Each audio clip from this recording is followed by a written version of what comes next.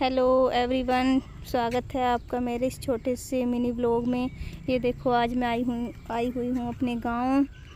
यहाँ पे देखो हमारा है आम का बाग, बड़े प्यारे प्यारे आम आ रहे हैं। ये देखो बहुत सारे आम हैं।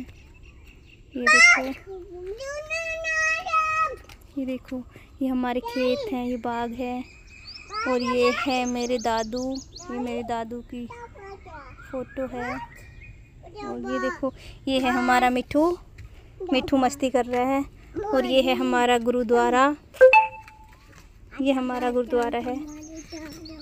ये देखो ये हमारे खेत हैं और ये आम का बाग है।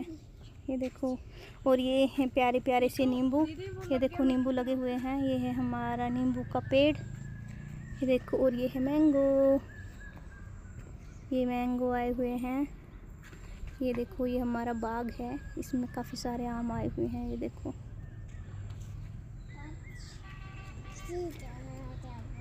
ये देखो।